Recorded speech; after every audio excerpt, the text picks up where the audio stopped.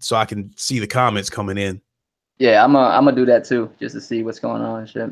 Okay, looks like we are live now. So let me go and find my page. Yeah, we on right now. I don't know if I'm trying to see if anybody's on yet. They'll slowly start coming in. All right. No, it's all good. Because at any given minute, at any given moment, I think I probably had as many as 30 people watching. But Yeah. so let's get on with this. Yo, what is good, YouTube? What is good, gamers? It is your boy Lincoln Clay coming back at you. Like I said before, let's be one cohesive unit and hit the like button. Help spread my content to a wider audience. I would appreciate it. And make sure you hit the bell icon and make sure you stay updated whenever I put out new content. I would appreciate that as well. And as I always say, if you are a new subscriber to the channel, welcome to the channel. I hope you are enjoying the content. And so welcome to another edition of the Lincoln Show. Silver Sky, what? No, Silver Sky. I do not have a show daily. I do have what is called the what's going on? Don't call me Danny. I have what is called the Lincoln Show, which is a one-on-one Q&A that I try to do once a week. The other podcasts, I do once, twice a week, whatever the case may be. But you do gotta, if you want to get your content out to viewers, you gotta put in that work. It's all to it. So as I was saying, we got another edition of the Lincoln Show, and in today's podcast, I have a fellow member of the Roundtable Podcast. This young man is pretty outspoken, and he is one of the founding fathers of the Roundtable. I am speaking of Royal Flush Gaming. Welcome to the show. How about that intro there, partner? Thanks, bro. Royal Flush Gaming, aka Draco Rex, aka the Asian Gambit. I appreciate you having me on, bro. Appreciate everybody coming through. Sub to this man if you already haven't. He's putting all kinds of work in, so you know what I'm saying. Look out for his content. And yes, this motherfucker is the fit version of Ellie DeGeneres, the fit male version. So Silver Scott's fucking around and shit. Yeah, also, I forgot to mention that check the description. I have put a link to Royal Flush Gaming's channel in the link. So make sure you hit that link and subscribe to him. He's got pretty good content, and so let's get into this. With us being fellow members of the round table, I know a little bit about you on the inside, and I see that fighting games are your preferred genre. Is that right? Yeah, I love fighting games. Fighting games is what got me into gaming in the first place. So my childhood is a little bit different than most people in the Western world. I was born in South Vietnam, like dead broke. I'm talking about dead broke. When I tell people I'm broke where I'm from, people thought like you don't have cable. No, I don't have running water. You know what I mean? Like that's like a whole different thing. I didn't even live in a city. I lived like on the outskirts of a town, and I remember all that vividly because it's such a different departure from America when I came here. So it was so different that I remember all of it. It's kind of like if you went to Pandora from that one movie. What is that movie called again? The James Cameron movie with the blue people, Avatar. Oh yeah. Kind of like that. If you go from Earth to Avatar, right, to Pandora, that's like the difference between going from South Vietnam being dead broke to coming to America. But growing up in Vietnam, I was so broke. We don't have TVs. We don't have none like that. So I didn't know about none of this stuff until I came to the States. And when I first came to the States, I went into a magical place called the arcades back in the 90s. I came here in like 91, 92-ish. And so in the middle, in middle school, I'm in elementary school, I was like, there's a arcade down the street from my school. And the first time I walked in it, there's a loud ass Street Fighter machine, like a Street Fighter 2 machine that was like close to the door, and I heard it, and I just thought the characters looked cool, and just fireballs and all that stuff. I'm a little Asian kid, so it just naturally I just gravitate towards it, and I just start playing, and it's just ever since then it's just so much fun to like figure out things about a game. Like I played that game for a whole year, and then I learned some new stuff, and it just made me fall in love with it all over again.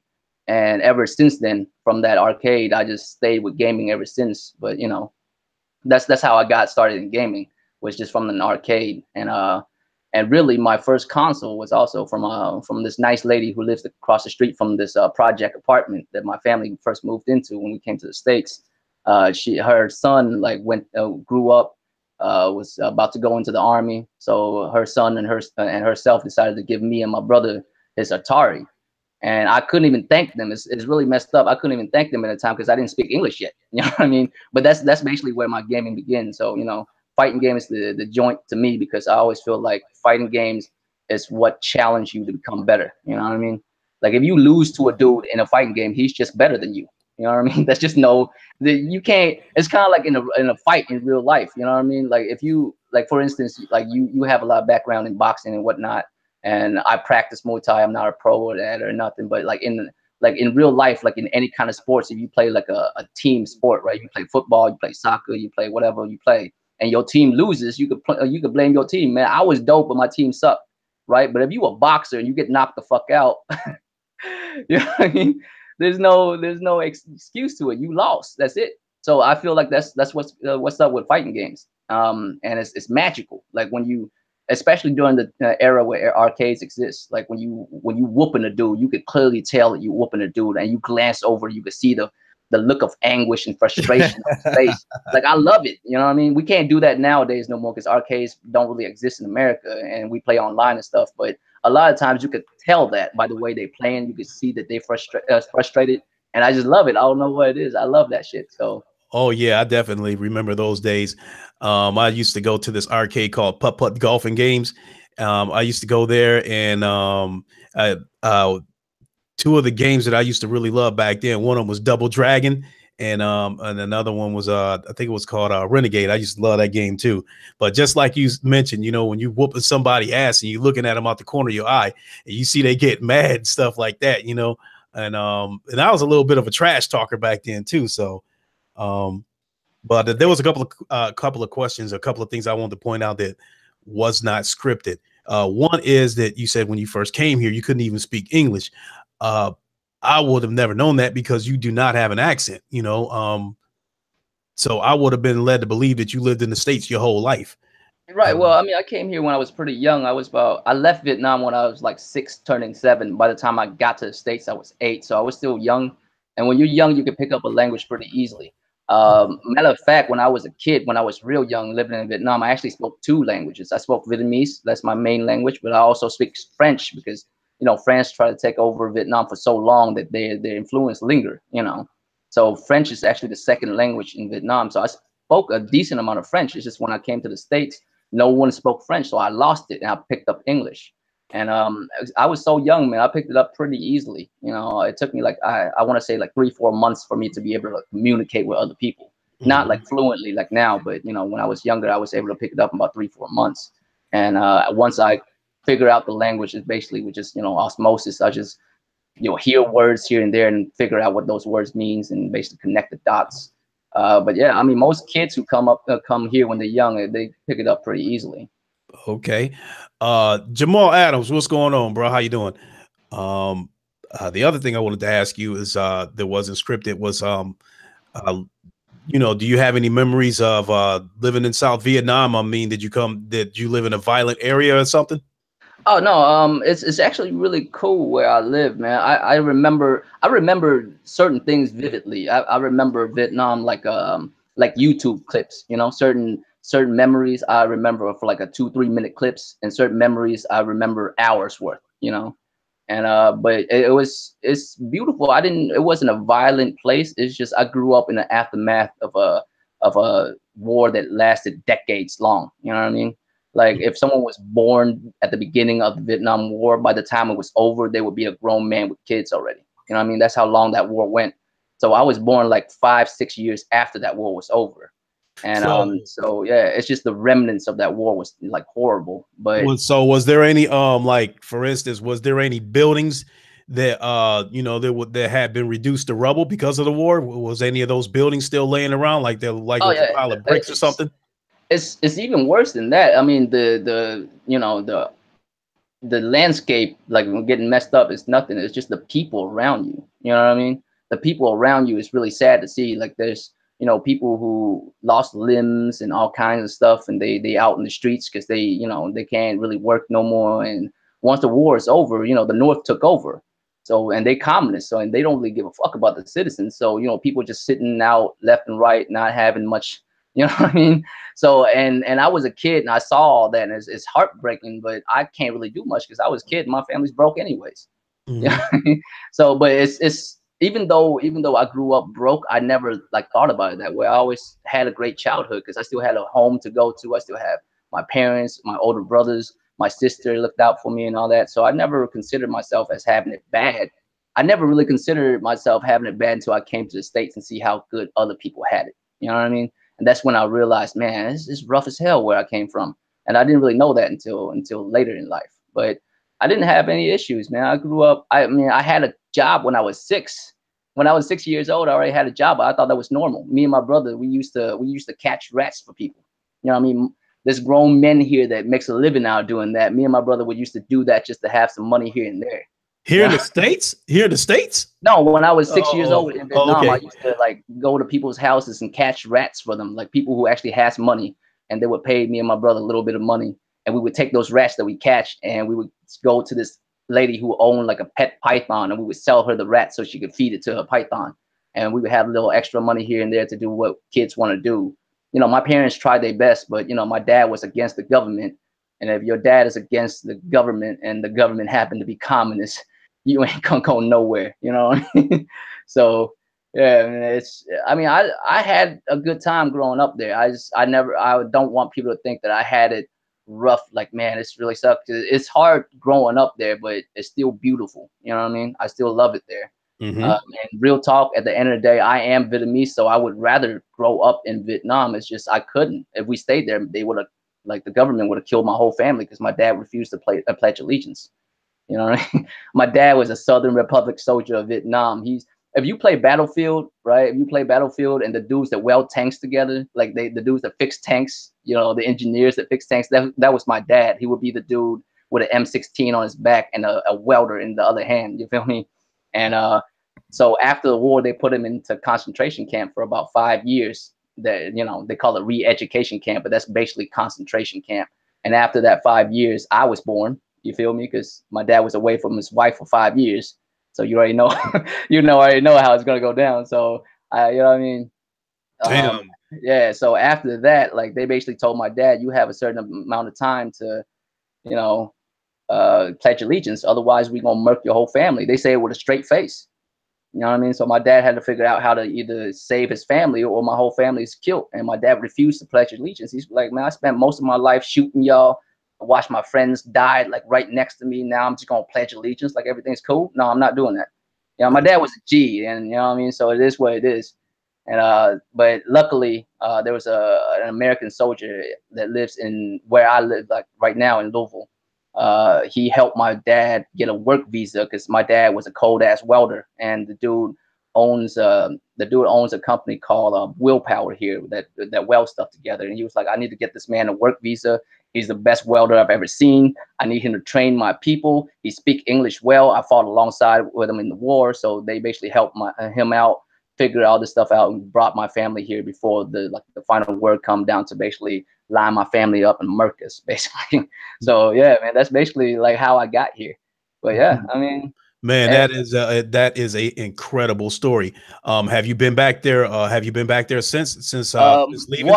Once when I became a citizen of the United States, once I was 18, I had to take my citizenship test. Afterwards, about a year after that, I came back to Vietnam. But when I came back to Vietnam, it's a very different story, because when I came back to Vietnam, I'm an American citizen now with dollars. You know what I'm saying? So they love me at that point. But when I left, they hated me. But when I came back, I'm the shit now because I'm an American with dollars. That's kind of funny because I worked at a factory, and the factory, this was about 15 years ago, and the factory that I worked at had a lot of Africans in there. You know, different nationalities of Africans. You know, Somalians, right. You know, Sudanese, Egyptians, and so one of the guys that I work with, he was Somalian, and same thing. They had to leave. They had to leave because his family was going to be killed. So they came here. But when he went back, I guess he went to like a coffee shop in Somalia, and he bought everybody in there a cup of coffee. So I guess, you know, everybody in there got mad because they felt like he was coming in there trying to flaunt, you know, his success, or, you know, his accomplishments. And not only that, they felt like he had been Americanized because his language, you know, had, you know, even though he still spoke the tongue over there, they felt like it had a little bit of an American accent. So they, you know, felt like he had been Americanized, and they didn't like him. So that was incredible. Yeah. I mean, money talks in Vietnam, man. It's a third world country. You know what I mean? So money talks. Mm-hmm. That's the bottom line. So yeah, I went back once when I was about 18, turning 19, and I haven't been back since. But I'll probably go here once, you know, get my money situation get together. It costs a decent amount to get over there. It costs like $1,200 just for the ticket. You know what I mean? Oh, so, shit. Yeah. Okay, couple of shouts out real quick. What's up, King Thrash? What's going on, partner? Xbox Video, what's going on? Yeah, shout out to Vidiot, King Thrash, Silver Sky. I appreciate that, fam. And everybody else in the chat too, man. Make sure y'all thumbs that up. Oh yeah, no doubt. Make sure y'all hit that like, you know. And so you know, so now get back into the scripted questions. What are some of your all-time fighting games? What are some of your all-time favorite games? My favorite fighting franchise is Street Fighter, just because that's what got me into gaming in the first place. But I really don't have, as far as a preference on certain games. Like I played Tekken 2. I'm trash at it. I haven't, you know, played at it too much. The only Tekken I've ever played before the seventh one is the third one. And so I'm still trying to get into it. But I just love fighting games in general, because I like the whole idea of mano y mano type shit. You know, you go up against a dude. If you lost, you know you lost. There's no excuses. So my favorite is Street Fighter, the franchise of Street Fighter itself. But there's a lot of good fighting games out there, man. Like Samurai Showdown, like the throwback. You know, like Virtual Fighter, which needs to come back. Mortal Kombat, like I like Mortal Kombat as a kid, but the older I get, the more I notice that the fighting mechanics of that game is not that great. You know what I mean? And for a fighting game, you need to have great fighting mechanics. That's the whole point of it. So I mean, I slowly become less impressed by like Mortal Kombat games, but I still like the characters and all that stuff too. Yeah. You know, with fighting games, one of the things that I definitely liked about fighting games, boxing games, even UFC games, a lot of people will pick a character that's kind of similar to the fighting style that they would take on. You know, like a quick, a really thin, quick guy is more than likely going to pick, you know, the quick fighter. And the big heavy brutes, you know, a big dude is normally going to pick, you know, a big dude just like himself. So with that, you know, being said, when I would beat people on some of these fighting games or on Fight Night or something like that, a lot of these dudes would get mad because I think subliminally, it kind of felt like they got their ass whooped in the street as well as on that video game. Because like real talk, me too. Like that's how I feel too. If I get murked in a fighting game, I feel like I just got whooped in real life. because the fighting games is one of the few games in life where you have to like dedicate yourself to it. You know what I mean? If you want to be a good at Street Fighter or Tekken or any fighting game, you have to put hours into it. It's not the same as any other type of game. Like a shooter, you can get good at it pretty quickly. You know what I mean? But a fighting game, it takes months and years of dedication to get good.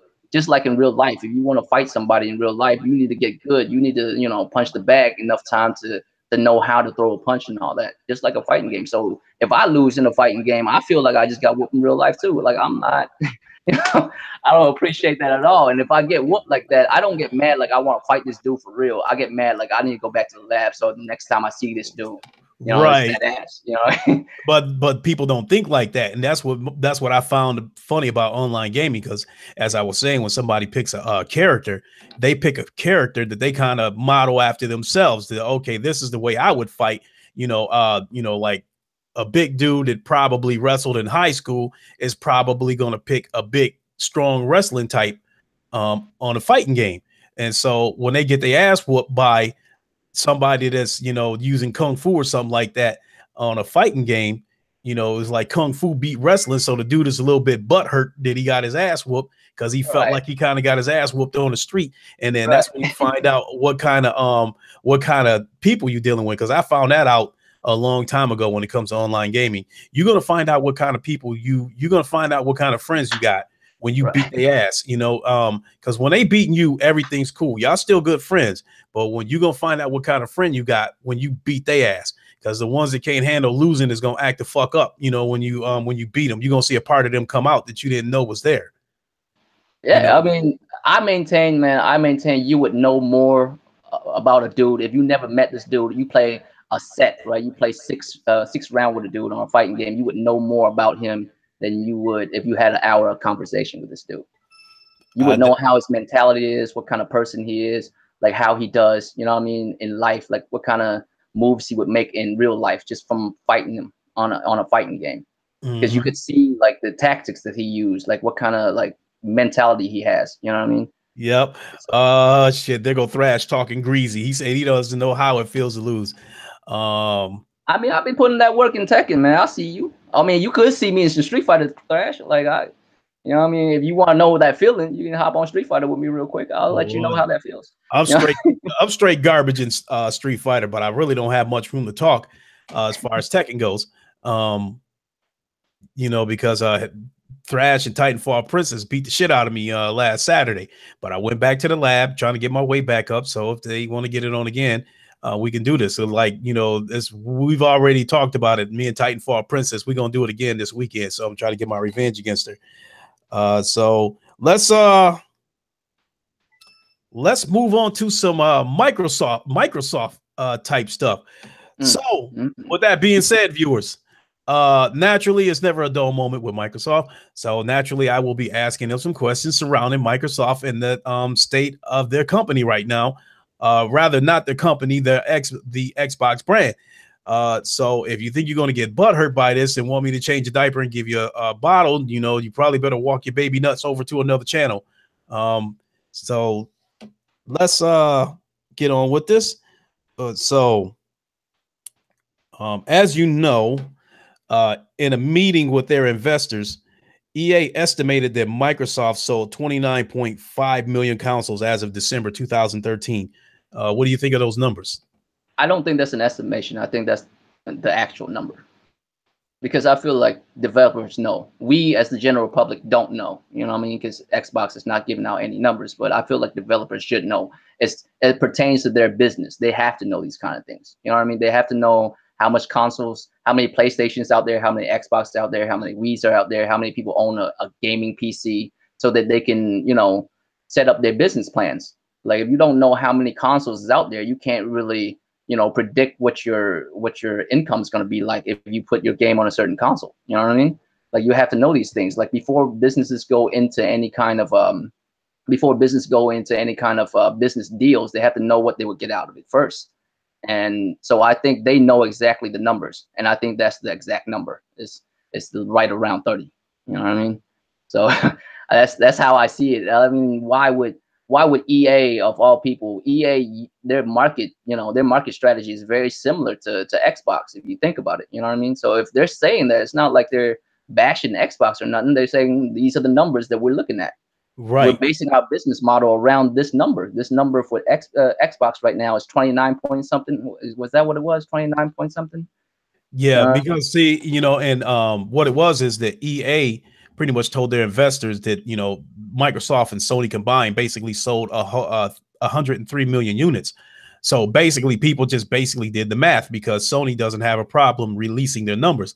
So as of December 2017, Sony pretty much revealed that they had sold 73.6 million consoles or something like that. So you subtract that from 103 million, and the remainder is what Microsoft sold. So it wasn't a case of it wasn't a case of EA directly saying that, hey, Microsoft sold this much, Sony sold that much. They gave combined numbers. Right. So with that, you know, and I found that, you know, this is a little bit off the subject, but I was a little bit insulted by seeing Randall Thor's video saying that he thought those numbers were inaccurate, and he felt like the numbers in Japan, you know, probably threw those numbers off. And I showed a chart yesterday from VG charts. You know, in Japan, on average, you know, the Xbox sells about 150 consoles a week. So I don't get how he thought that, you know, Japan numbers was going to throw the total numbers off by about 5 or 6 million. That's absolutely insane. Because, you know, when you're selling 150 units a week, I'm not even sure they even reached a million yet. So, well, I mean, here's the thing. I don't mean to disrespect Ren Outdoor in any way. I'm sub to him. Matter of fact, I like Dude. You know what I mean? But at the end of the day, Ren Outdoor is an Xbox guy. You know what I mean? He's gonna say certain Xbox things. I'm not calling him a fanboy because he's not, but he just does say some Xbox stuff. That's just the way it is. Like if you prefer a certain console, you will say certain things that will line up with that console. You know what I mean? Yeah, I'm sub to Ren Outdoor too. I'm sub to him myself, and I do. For the most part, you know, I do listen to him here and there, but you know, at the same time, I've called him damage controlling at times too. Yeah, and it is what it is because you know he's at the end of the day he is an Xbox guy and he doesn't you know shy away from mentioning that he is an Xbox guy. So you should expect some Xbox stuff coming out of his mouth from time to time. It is what it is. And I mean, I wouldn't say that you know I'm a PlayStation dude only because if you come out with a console that's dope, I'll buy it. You know, Google whatever this thing is. You know, we have to get more information if they're still doing that or not. But if it comes out and it's dope, I'll cop it. You know what I mean? But at the end of the day, I'm more of a PlayStation dude, so I might say some PlayStation stuff here and there. Like my favorite gaming, you know, things to do is fighting games. Second to that is really close. Second to that is like you know a deep story based game where I could get lost in it, like God of War right now. God of War is like almost costing me my job right now, fam. Like you remember when you was younger, you like just one more level, right? Yeah, you gotta be at school in about 5 hours. You gotta wake up at 6:30 to go to school, and it's 2:30 in the morning. You still talking about let me just get one more round in, you know, one more level in, and that's what's going on with me with God of War right now. So like that's a PlayStation thing to say. You know, I love some rich story experience. That's something a PlayStation dude would say because you know damn well an Xbox dude wouldn't say that because they're all about you know online and all that other stuff. right. You know? So it is what it is. He's an Xbox dude. He will say some Xbox stuff. It is what it is. I don't really, you know, fault him for that. But at the same time, you just got to see through that. That's all it is. Let me give a shout out real quick to Daniel Marson Roberts. Daniel, what's going on, my friend? I did see your comment this morning. I was at work and I couldn't respond to the comment then. And once I got out of work, I pretty much took a nap until it was time to do the Lincoln show. So I woke up about a half an hour before we started this stream. So I apologize for not responding to your comment. You know, I do have my thoughts on it. So as soon as I get a chance, I will respond to your comment. Yeah, shout out to Daniel, man. Matter of fact, it was because of Daniel that I realized, man, I need to put like links to everybody's stuff on the you know what I'm saying roundtable because he was saying he was trying to find your channel and he couldn't find it. You know what I mean? Oh yeah, that's right. He did leave me a message saying that he was looking for my channel and he couldn't find it for the life of him. Yeah, I was, you know, like a lot of times I can't really catch people's stuff as soon as it come out live and stuff because I work a lot. My days start 8 in the morning and usually end at about 9 something at night. You know what I mean? So I really don't have time throughout the day to just check on somebody's stuff as soon as it come out. So sometimes I watch it on the run back, and I was watching that show you did, and I saw his comment. I'm like, damn, I really need to put all that stuff in there. So shout out to him. Otherwise, I wouldn't even, you know, can't nobody find us if that was the case. So appreciate that, Daniel. Yeah, that was definitely a good idea. And so with that being said, moving forward on the Lincoln show, moving forward, whoever my guest is, I will put the link to the channel in the description. So so you can find it right then and there. So for those like you said, the link to Royal Flush Gaming, the link to his channel is in the description. Make sure you hit that link, go sub to his channel. You know, he's got good stuff. He's a member of the round table, so you know how we all get down. So while we're still on the subject of Microsoft and these numbers, so you know, Microsoft, they responded by stating that EA's numbers are inaccurate, but they still refuse to give the sales numbers. Why do you think Microsoft still don't give sales numbers? I mean, at the end of the day, man, what's that saying? Good news, like you want to spread good news and you want to keep bad news behind closed doors, right? So, I mean, if it was a good number, they would have mentioned it. Like, they don't need to like be at PlayStation level. They don't need to have like 60 million or above. If they had like 50, they probably would have said that. You know what I mean? Hey, we not doing as well, but we still doing okay. You know what I mean? 50 something million, but they're not doing that, which means would leads me to believe the number, whatever the number is. I think EA is accurate, but whatever the number is not a good number, so they're not going to give that. And they're not lying probably when they say it's inaccurate, because it's probably like off by 1 million, you know what I'm saying? And that's inaccurate. But they're not going to give you the real number, because the real number is still low as hell. You know what I mean? So they're just not going to give that to you. But that doesn't mean that those numbers are like completely inaccurate. It's probably really close. But because it's close, not at 100%, they still consider that inaccurate, you know?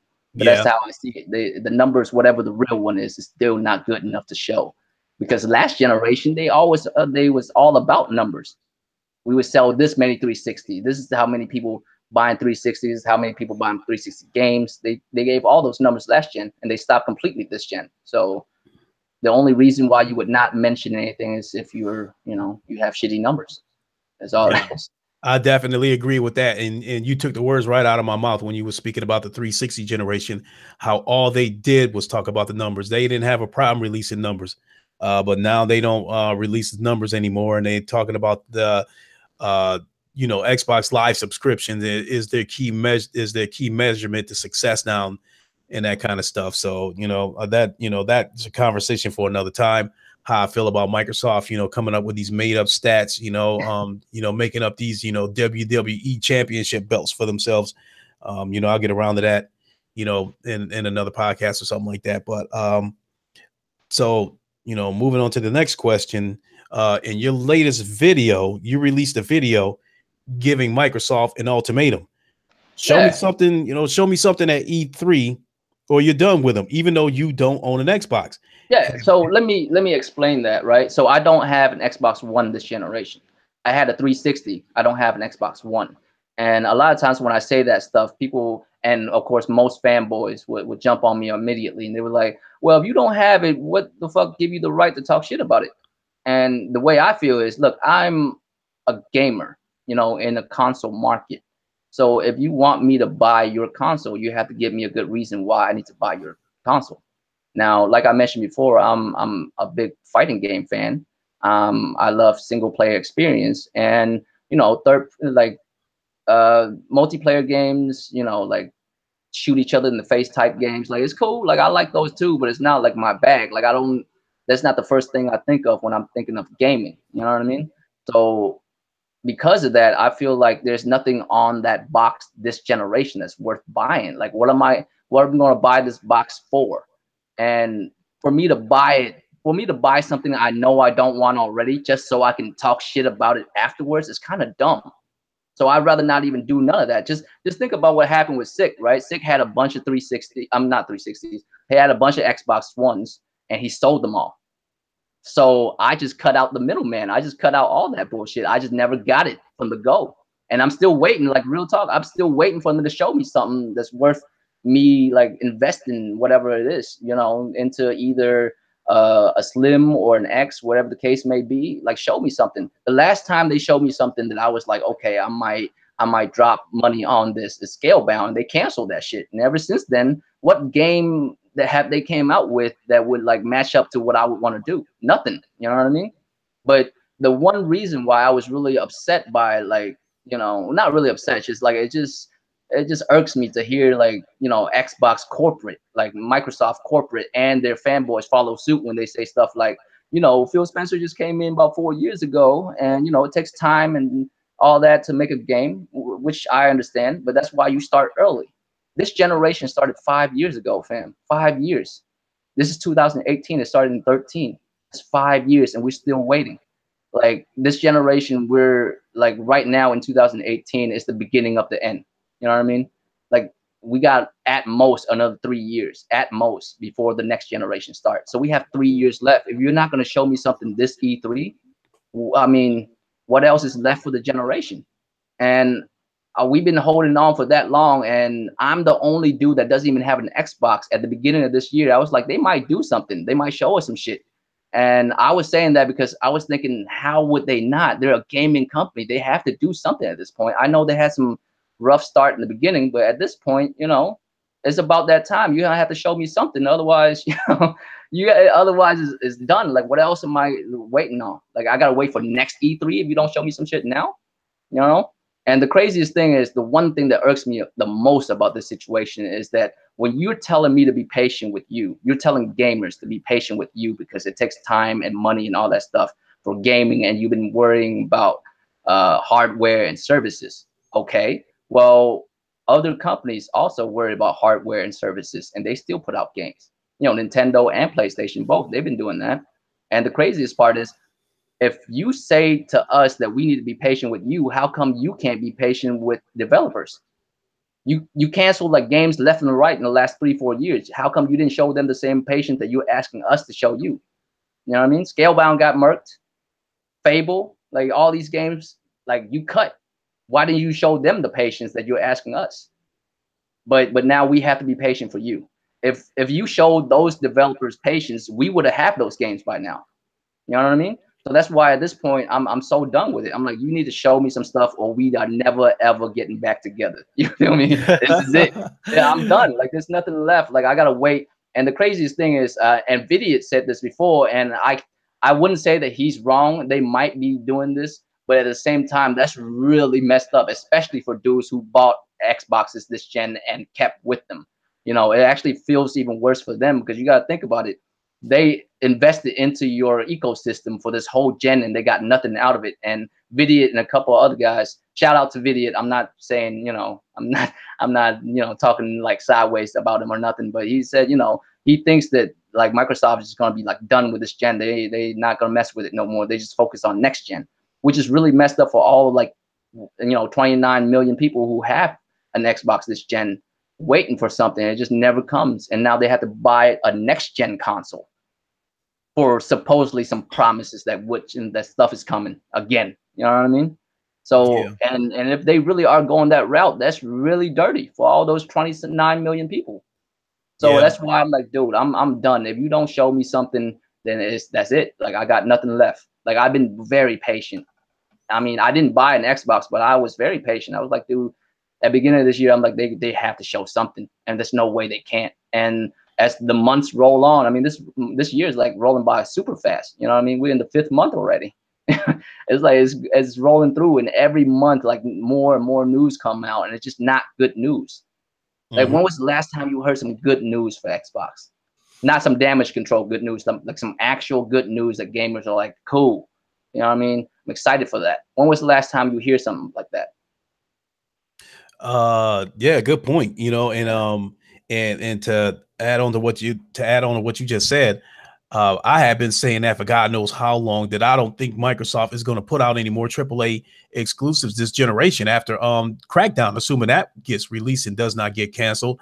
And the thing about them saying that, you know, this takes time and blah blah blah, I get that, but that excuse only goes so far, because you know, Sony found a way to put out games for the PlayStation console. They found a way to put out games for the PlayStation VR, which they are still pumping out games for the PlayStation VR, and they were putting out games for the PlayStation Vita. So they put out games across 3 devices. Right. And they work on the Pro. Like, I say what you want about the Pro, they still put out new hardware as well, but their games keep coming, right? So if Xbox was saying all this other stuff, I'm like, yeah, you was focused on this stuff, but other people did that too, and they still came out with games. And you're supposedly the big dog of all these companies with all this money. You know what I mean? So it just makes no sense for me. No. And really, I think it really comes down to the case that they didn't come into this generation thinking about games at all. They think about everything else, you know, sports, movies, TV shows, all this other stuff, service. And the last thing they was thinking about was games. And you could see it in their, you know, 2013 E3 conference. You could see that, like, they didn't barely say anything about games. They said sports and TV like a million times. There was like, during that time, there was like a whole bunch of meme videos about that, when they was like showing how many times an Xbox exec like stand on stage saying either sports or TV. You know what I mean? They had like 3-4 minute long videos of them just saying sports TV over and over. So I think this generation, when they came into it, they really thought they could just go that route and take over the living room, but they forgot the most important thing that came along with a gaming console. It's games, you know. So I think Phil Spencer is on like his back foot, trying to basically try to figure out how to wiggle themselves out of this situation. Because originally, when Don Matrick was in place, there was still some games in there, but when Phil came in, they axed like a bunch of games. So it's not so much that they suck at making games. It's just this generation, when they first came in, they didn't even think about it. And now that God of War and all these big like games that's coming out for PlayStation and Xbox do is like, where's the Xbox equivalent of that? And now Phil Spencer is like, oh, let's take time, be patient, blah blah blah. So that's how I see it, man. I think they just never came into this gen thinking about games in the first place. That's why we're here where we're at now. No, I don't think so. And I've said that a million times, that I believe that Microsoft was trying to go after the casual gamer because, they, like you said, talk that stuff about TV and, integrating your Xbox, with your cable box and that kind of stuff. So they forgot about the people that made the Xbox brand what it is. And then I also find it, how they're saying, wait till E3, give it time, all this kind of stuff. I find it to be a coincidence and pretty pathetic that we didn't hear this stuff coming out of Microsoft until the PlayStation exclusive started rolling out. And then, as each PlayStation exclusive started rolling out, the Xbox voices were getting louder and louder. Like, when are we going to get some games, to it finally manifested to where we're at right now, where they basically saying, show us something or we out of here. And so now, I feel like every time, Phil Spencer opened his mouth, is damage control, talking about stuff takes time. Wait for this. We just opened up a new studio, trying to put a Band-Aid on the situation. We just, we had a partnership with this person. So I just find it sad that all this stuff didn't start coming up until the PlayStation exclusives started coming out. They got games over there now. They're actually playing games. And over on the Xbox side, they are getting leaks, rumors, and announcements. So, but do you think a good E3 could make Microsoft competitive again? It depends on what we're talking about as far as good. You know what I mean? And like, I feel like if they come out with a decent show, if they show some new stuff that's worth looking into, like, they'll breathe life back into it. Like, people will actually consider Xbox again, because I think as far as like the market share they have for, the population that are gamers, like the mind share is really weak right now. Most people if you're a gamer right now, you don't have any kind of console or a PC, that's kind of weird. You know what I mean? We're 5 years into the gen. You should have one of the consoles, right? Mm-hmm. So if you already have a PlayStation, to give you the incentive to get an Xbox, that's difficult, So, I mean, they have to show you something real impressive for people to like turn it around. But I don't see how that could happen. The best I can hope for right now is they have a pretty good show, to where they show some new stuff.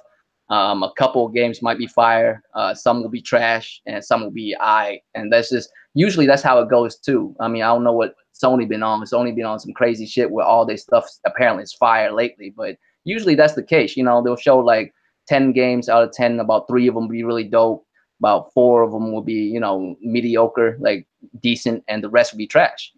That's usually how it goes.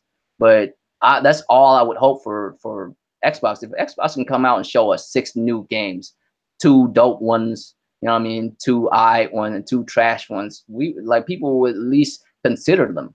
Mm-hmm. But that's what I'm looking. That's what I expect from them. Otherwise, I'm done. At least show me that. Okay. Yeah. So with that being said, would a good E3 from Microsoft be enough for you to purchase an Xbox, even if they show you games that might be 2 or 3 years out? Well, a while back, Vidiot asked me this question, right? He was like, "So, do you buy a console for just one game?" And the way I see it is, there's a certain truth to that, where you buy a console for just one game. But the thing is, usually, let's just say I'm a big comic book nerd. I love comic books, but I'm not like a big comic book nerd. I don't know everything about all comics and stuff. But let's just say I am. Like, if I'm a big comic book nerd, I might not care for God of War or Detroit or The Last of Us or Ghost of Tsushima. But Spider-Man is gonna be that shit. So I'm gonna cop a PlayStation for Spider-Man first, but since I have a PS4, I might as well check out God of War and all this other stuff other people are hyping up too. You know what I mean? Mm-hmm. So it's kind of like that with a console. Like when you buy a console, it's that one game that sparked you first, and then all the other ones you'll get as well because you already have the system. You might as well play other games. And if people are saying these other games are dope, you'll try it out, right? At least that's how it works with me. I don't know how other people mentality comes when it comes down to gaming, but that's how it works with me. If you have a couple of dope games that I have to play, I'll buy your console. At the same time, I'll try out some other stuff that's on there. And so if they show me 2 games that I'm like, damn, I gotta play that, I'll cop years out. It's gonna be rough. I won't cop it immediately, but as soon as that game is coming close to release date, I'm gonna cop it. Like real talk, like when Scalebound was about to come out, I had my tax return. I'm thinking they're gonna come out with a bundle. They have to, Scalebound, right? I'm thinking there's gonna be like an Xbox One Scalebound edition. So I was waiting on that. And while I was waiting on that, they canceled this stuff and shit. So I'm sitting here like, okay, there's no other game that sparked me that hard for me to want to get an Xbox. Like the Scalebound was it, and now it's gone. So like, what else am I gonna cop it for? You know, like Crackdown. You know what I mean? Like, and to tell you the truth, I still maintain that I don't think Crackdown 3 is coming out. I'm sorry, I don't think it's coming out, mainly because the last time they showed that game, it was in such a rough state, man. I don't know how they can get it polished enough to like be right enough to even sell. And if it does come out, it's gonna be a broken game. I just don't see it working, you know. Yeah. No.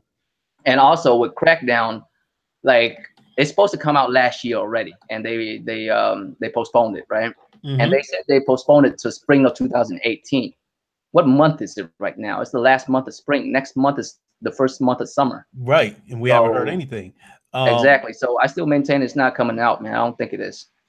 Well, I think it's coming out for 2 reasons, because not originally I did think it was going to be canceled. But I think it's still going to come out for 2 reasons.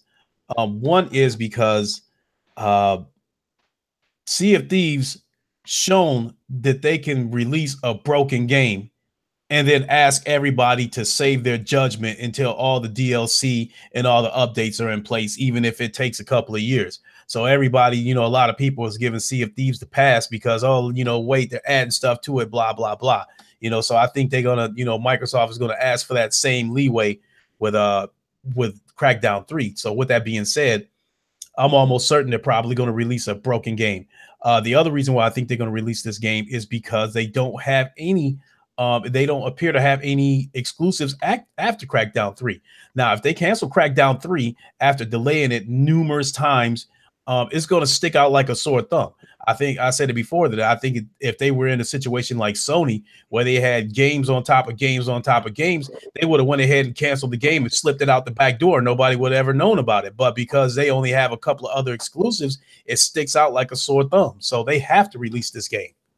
Well, right. Well, that's actually what I mean. I mean, like if their E3 goes as I expect, as I want them to, well, they show some new stuff. If they do, they will sweep, you know, Crackdown under the rug. Like, oh yeah, that's canceled. Don't nobody want it anyway. You know, it'll become just like Scalebound. Well, it's gonna be a trash game anyways. You remember that when it got canceled? Everyone's like, oh, it's gonna be a trash game anyways. I'm like, how do y'all know? Y'all never even played it. You know what I mean? And I feel like that's the same way. If they do show some new stuff, Crackdown will be swept under the rug. But if they don't, they will release it in a broken form. Mm-hmm. Which, you know, either way, it's not good. But, you know, I would rather they cancel that and show us some good stuff, and I would be okay with that. But if they come out with some broken shit, then it is what it is, you know. What up, Sick? Yeah, what's going on, Sick? You know, so what do you think, you know, going into a different direction, what do you think about this narrative that single player games don't interest gamers as much as past generations? That's all it is. It's a narrative. It's just something people say because they don't have it. It is what it is. You know what I mean? Like, you just saw God of War hit 3.1 in 3 days, but it doesn't have the same impact that it used to. Well, what does then? You know what I mean? That's a single platform game that's doing just as well as like multi-plat games. A lot of multi-plat games wish they was kind of doing that kind of number, 3 mil in 3 days. You know, so I think that's nothing more than like saltiness talking than anything else. you know. And as far as media bias that goes along with that kind of narrative is it's more about the companies not, like here's the difference between the companies saying that and the fanboys saying that is the companies don't want to make single player like rich single player experience because it costs a lot of money and effort. Just imagine the amount of work Cory Barlog has to go through just to make this game. You know, it takes years and effort and like thinking outside the box to make a polished game.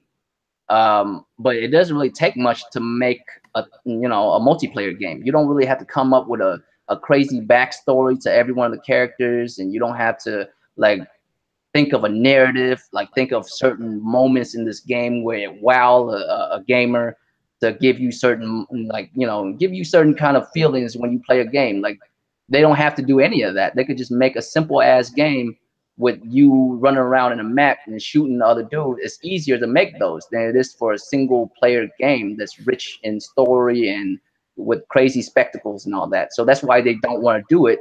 And since they don't want to do it, the easiest way for them to not do it is to tell people, y'all don't want it no more. You know what I mean? Y'all don't want this stuff no more. Y'all about multiplayer games, right? That's how they say it. And of course, us as gamers, we're like, what the hell? How are you gonna tell me what I want? But of course, fanboys would go with that narrative, like, yeah, don't nobody play that no more, because they don't have it. It is what it is. Yeah, toxic fanboys can be easily hypnotized, and so they've been programmed to believe that they don't need single player games. So and you can clearly tell by the way they talk too. When you ask them, do you care for first party games? I mean, single player games, and they was like, well. Game Informer or IGN, like don't bring those people up. How do you feel about the situation? They never seem to like say how they feel about it. They always would mention a company saying that it no longer matters, or like Phil Spencer saying that dumbass shit, like it doesn't have the same impact that it's used to. You know, he's like, is a really Phil good Spencer point. said, I'm like, I know what Phil Spencer said. How do you feel about it? Does it still impact you or not? You know, but people don't seem to go that route. They would follow whatever these people are saying. That's how narrative begins. And I'm like, why can't you just stand for yourself? How do you feel about the situation? And that's all it comes down to. That's realistically the reason why I even started my channel in the first place, because I feel like there's so much like fuckery going on. You know what I mean? Like, why does it have to be that way? You know, just follow how you feel about it. But they can't do that for whatever reason. They let the company dictate how they feel, which is goofy to me. Like you're the boss. Like you're a gamer. They're game developers. They make games for you. You pay them. You're their boss. Shouldn't you be telling them what you want instead of the other way around? Like it makes no sense. You know what I mean? So I mean, I don't follow that narrative at all. I don't believe that. Like first single player experience is still one of the dopest thing in gaming to me. So I don't know what he's talking about. You know. EA doesn't. Of course, EA would say something like that because EA don't want to do those kind of games no more. No, Ubisoft as well. You know, I did a podcast yesterday, and in this podcast, I talked about an article that suggests that Microsoft is setting the foundation for a long-term future. I read that too. Yeah, spearheaded by the Xbox One X, saying that that Sony is living in the moment while Microsoft is setting the tone for the future. So, and I even shared that article through on my screen. So what did you think of something like that, for them to say something like that? That's what I'm saying. Like it just doesn't. It's a narrative that keep on going. Like right now, the only thing that Xbox really have over PlayStation is they have the most powerful console. That's it. You know what I mean? So because of that, that article is basically saying, they're setting up groundwork for the future because the system is already there. All they gotta do is make games for it. Basically, that's what the article is saying. Really, they're basically saying Sony's just putting out games right now, so they're doing well right now, but they don't plan ahead for the future. But bro, like a console only lasts a few years. Right. Like whenever the next Xbox and PlayStation come out, it's gonna be doper than the X. That's just the way the game goes, right? So what then? You know what I mean? You still ain't got no games by then. So I don't know like how it's I was reading that and I was stupefied. I'm like, how do you even come up with this? You know what I mean? It's amazing how hard you gotta dig to be able to write this article. You had to dig real deep to figure out how to write this article. Right. And And in this article, the person said that the PlayStation 5 may not even happen, even though Sony had already announced that the PlayStation 5 is coming, even though Mark Cerny has already been visiting developers trying to get their feedback for the console. And even though these rumors are out that the developers have development kits.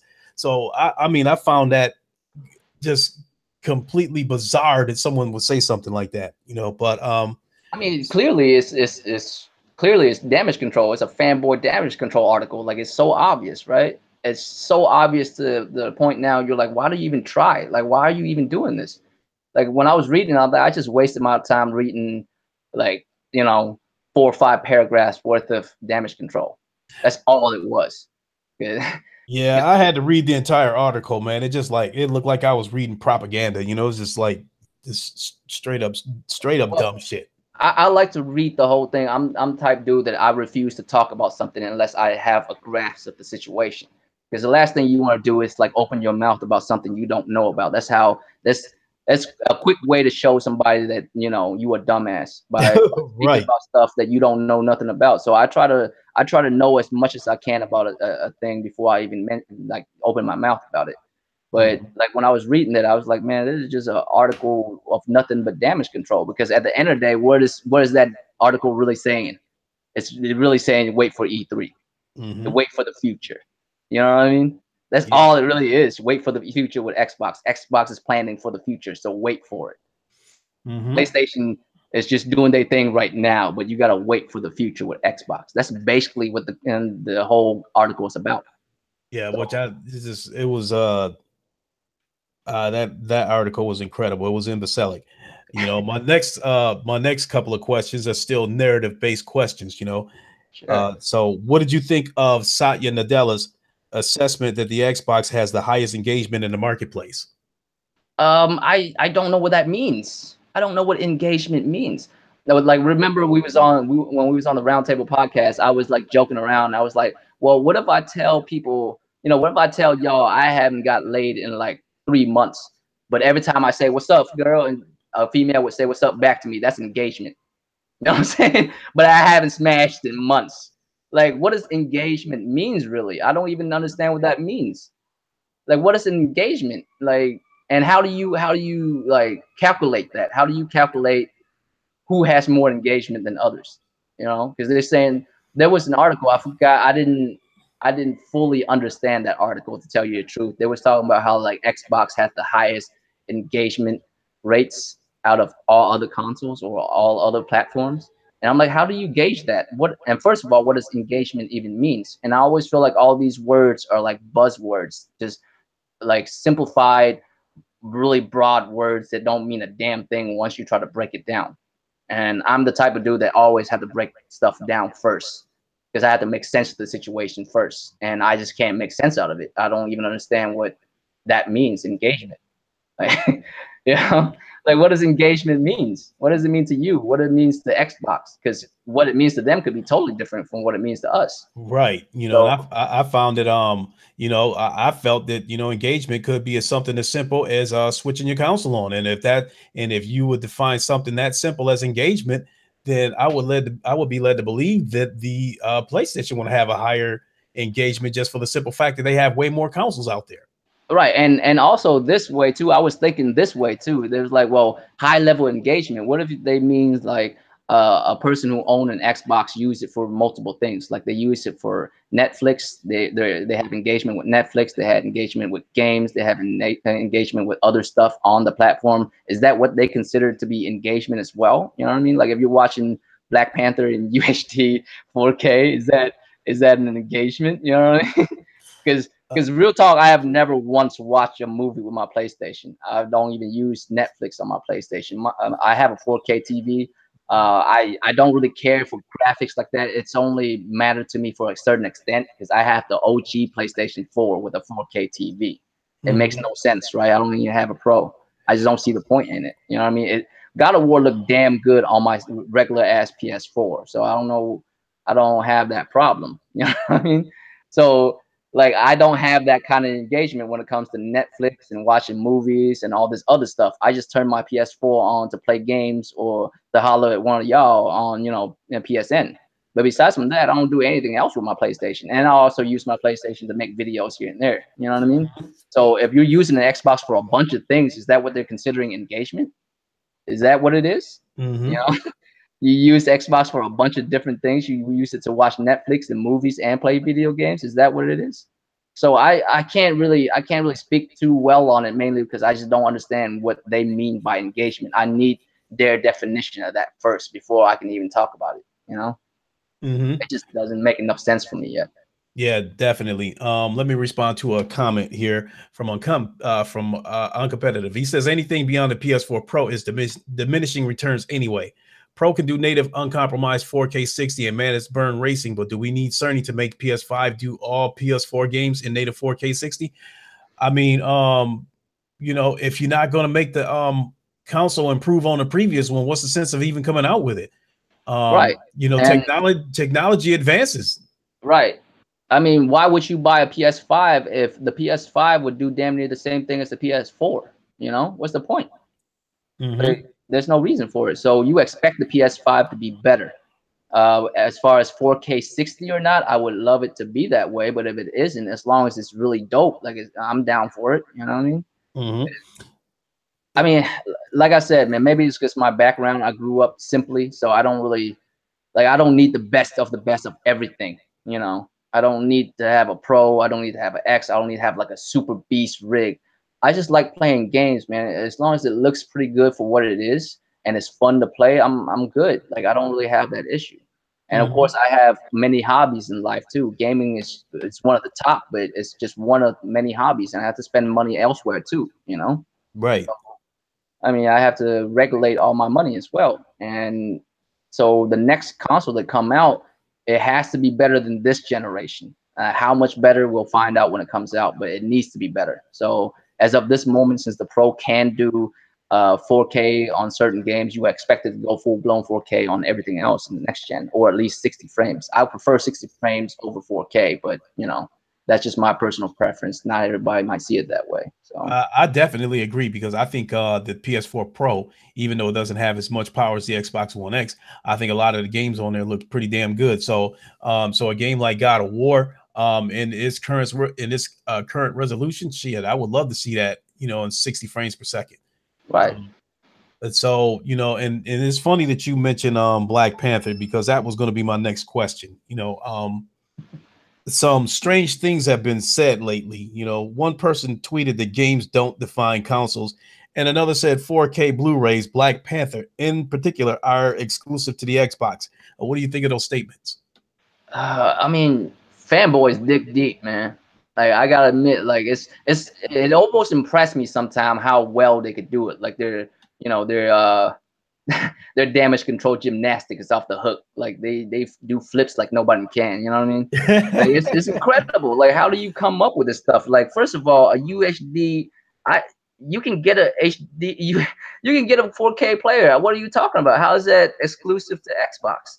You know, it don't make any sense. Like you could get a 4K player anywhere, can't you?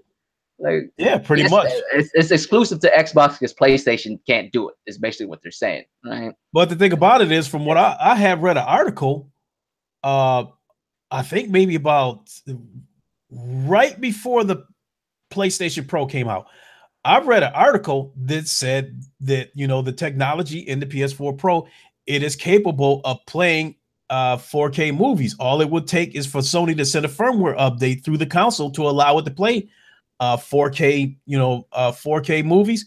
But Sony took that out because they wanted to try to sell their standalone 4K player, and that's why, you know, the PlayStation Pro doesn't play 4K movies. So from what I understand, it's capable of doing it. Oh, I'm pretty sure it is. I agree. I mean, why would you shoot yourself in the foot? You know, why would you want to compete with yourself, right? Like, why would you not want to sell a gaming console and a DVD, like not a 4K player? Why would you just want to sell one? Because if that's the case, everyone would buy a PS4 and not buy their Blu-ray player at all. Right. So, I mean, it's only right. I don't see an issue with that. What's the first half of the question? I'm sorry, I just focus on the Black Panther part. What's the other the damage control?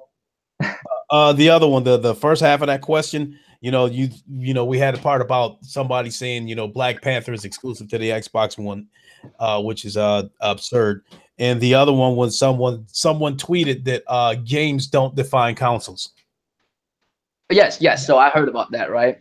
And so they're basically, and that coincide with the that same person also said that they would rather a gaming console company just focus on the hardware and leave game making to just game developers out there. Like everybody should get at the same games, and all you need to do is just focus on your hardware alone, right? Is that the same person, or is it two different people that said that? Because that basically coincide with each other, Yeah, I mean, I think I heard that this person pretty much said, features define a console too. But right, last time I checked, some of your most memorable consoles that you've ever owned, you reminisce on those consoles because of the games that you played on them. Right, and not even that. Like, we don't even have to go that far. Listen, if you don't want exclusivity to your console, you have to think about this, man. As soon as, like, if two companies make two different consoles, those consoles are going to be different from one another, which means there's already exclusivity to the console itself. They'll have certain hardware that's different. They'll have certain software that's different. Not talking about games. I'm talking about software within the system itself, right? There'll be certain things that's different. Like if you buy a Honda, right? If you buy like a souped up a Mugen version of a Civic, right? It will come, well, all Honda should probably have VTECs by now, but that's the only place you can get a VTEC engine. You can't get an engine like a VTEC engine anywhere else, right? If you buy a Nissan, you can't get that. You buy an Audi, you can't get that, right? It's exclusive to Honda. So if Xbox and PlayStation make PlayStation and Xboxes, those consoles will have exclusivity to them as well. So if you buy an Xbox, you'll miss certain features that a PlayStation have. And if you buy a PlayStation, you'll miss certain features that an Xbox have. So that's already exclusivity, and that's not fair according to you. So what do you mean? Like, you know what I mean? And the craziest part is, like, at the end of the day, what's the whole point of a console? It's to play video games. That's it. Like, why else? I mean, somebody else tell me why you buy a console for besides that. Right. Is that not the first thing you think of? Is for games? And the craziest thing is, okay, fine. Like, let's just those console manufacturers, let them focus on just consoles. Who's gonna pay for these games? Like, who's gonna pay for them? Right. If games are across the board, like third party, have you seen third party, the kind of business practice they do? You think they're gonna once games are across the board, you think they're gonna put like more effort into their game or less effort? Like, I just don't get that. Like, the whole point since gaming in like the inception of gaming, that's how it always been, right? Like, there's exclusivity to your game system. That's the whole point of you buying it. And if you refuse to buy a certain thing from a business that you want, like if you want God of War, you want Spider-Man, but you're not buying it, they're not being anti-consumer. You are anti-business. Realistically, if you listen to what they're saying, that sounds almost like communism, isn't it? Yeah. Like, everyone should share the same stuff. Focus on you, but everyone share the same stuff. That's communism, fam. If you're from America, you should love yourself some democracy and some capitalism, because exclusivity is capitalism. I have something that customers want, so they're going to come to my business and pay for my shit. That's how I'm going to make money. That's how I'm going to feed my family. And it doesn't matter how big the company is, it's going to be always the same way. I have something special at my business that you can't get somewhere else. Therefore, you're going to come to my business, right? That's capitalism. So, like, if you're saying all companies should share the same stuff, basically, then that's communism. So think about what you're saying, man. Like, commie. I'm from a communist country. I know what I'm talking about when it comes down to that type of shit. We escaped that shit to come here just to hear y'all say that again. Like, it makes no sense for me, man. Like, there's no reason why they should go that route. But like I said, man, they dig real deep to find ways to damage control things that they don't have. Right. Let me respond to a couple of comments. The first one coming from Uncompetitive. He is asking me, what do you think of the exclusive Black Panther Xbox One X consoles that you can win from Microsoft? First of all, I did not know that there was a Black Panther Xbox One X console. I don't know I don't know if that means you get the console plus the 4K Blu-ray, or if it is a Black Panther themed console with Black Panther art on it. I don't know what it is, but I can tell you this: attempting to win the console will be the only way I will attempt to own the console, because I will not buy it, because I don't care if it is a Black Panther themed console with Black Panther art on it. It is still the same console that does not have any exclusives that I will not shove out $500 for. So yes, like if they have something like a Taco Bell promo where I can go there and buy a couple of chalupas or something like that and get a code, that's the only way I'm going to try to get an Xbox One X, is through those means, because I'm not buying it. The next comment that I want to respond to is from Ryan. He said the dude was trying to get technical about games not defining a console. He's right in the sense that the Switch is known for its games as well as its versatility. I kind of that's kind of a gray area right there, because let's be real, would the Nintendo Switch be sitting on 16.9 consoles sold if they did not have any exclusives? Bam. I mean, the Marios, the Marios, the Zeldas and stuff like that. If they didn't have those games, would they be sitting on almost 17 million units sold right now? I mean, yeah. Do y'all remember the launch of Switch? Do you remember Zelda? Do you remember what happened with Zelda? People bought more copies of Zelda than people bought Switches, because during the time they had like a limited supply or whatever the case was. But there was more copies of Zelda out than Switches at the time. So people was buying the games more than the console. That's insane, right? They bought the software first because they couldn't find the hardware, but they bought the game anyways. That just tell you something. It just tell you that people are buying these things for games. So much so they're willing to buy the game first before even the console. They put the cart before the horse, and that's because they couldn't find the horse. You know what I mean? The horse was selling out left and right. So, I mean, at the end of the day, you buy a console for games.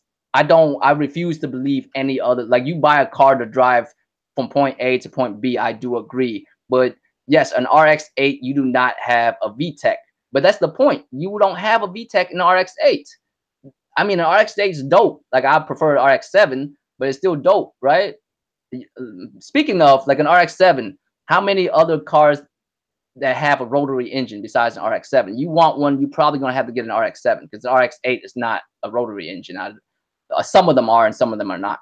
So that's what I'm saying. If you want a rotary engine, guess where you have to go to? Either Mazda or those few companies that make them. You know what I mean? So at the end of the day, that's still exclusive to them. So now what? I mean, they all take the same gas. I understand that, but they all run differently. Mm-hmm. And because of that, that's exclusivity. You never escape it. You can't escape exclusivity as long as a free market still exists. I mean, if you want that to become the case, like let the government go to like a communist state and everybody share the same shit. Then there you go. And then of course the people that's in power would take advantage and take all the wealth away, just like how it happened in my country. But that's the way the game goes. So if you want your company to do well, you have to stand out from the rest of the companies, right? That's the way the game goes. All right, Jamal, fam. I appreciate you coming through, fam. Yep, no doubt. So, switching gears, what do you think about Nintendo charging for online gaming? I mean, it's only right, to be honest with you. If they don't, it'll be kind of weird, because free often seem like it's cheap at this point. Because if PlayStation never went that route as well, then Nintendo would never have gone that route. But because Xbox did it, they do well with it. Of course, that's where most of their money come from. PlayStation does it. They're getting a good amount of money from it as well. We as gamers don't want to pay for that, but it is what it is. And the way the Switch is, it's like $20 a year, fam. And the craziest thing is you just get free games along with it, just like PS Plus. But the games they have, like I don't know what it is about me, man. I don't like to look back. I think what it is when a game come out, I go so hard with it that once I'm done, I am completely done. Like I don't have those moments where like, I wish I can go back to and play this game for a little bit. I don't have that problem because like I played that game to death. You know what I mean? If it's a game that I like, I'll beat it to death before I move on.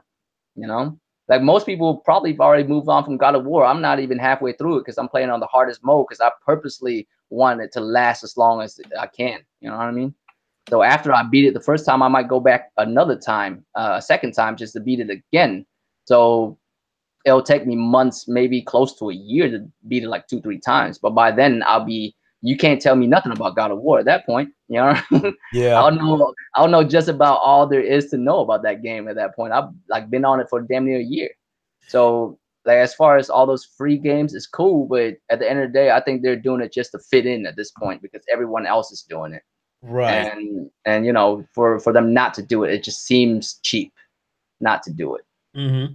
Sometimes perception is important. So you know, you mentioned the PS3 when they didn't charge. I think the reason why they didn't charge for online gaming is because they didn't have voice chat because because of the hardware in the PS3, it was physically impossible for the console to do voice chat. So already knew that when this generation started and Sony made it clear that the PS4 was going to have, you know, party chat, I already knew it wasn't a matter of if, it was when they were going to start charging for people to play online.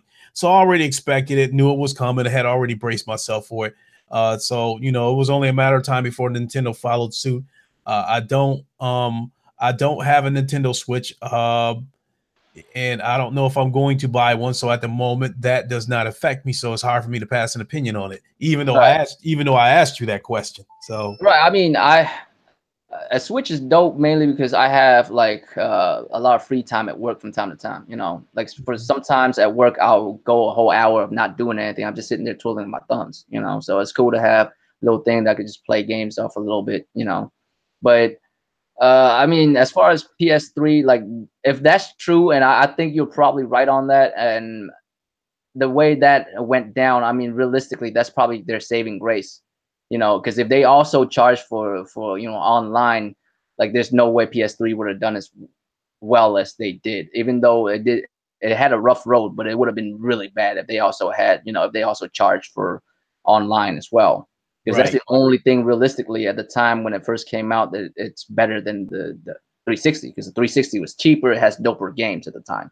You know what I mean? Real talk, right? I'm a PlayStation dude, but I could admit that fully. I have a 360 last gen. Oh, For no the same doubt. reason, they had dope ass games last gen, and they're cheaper.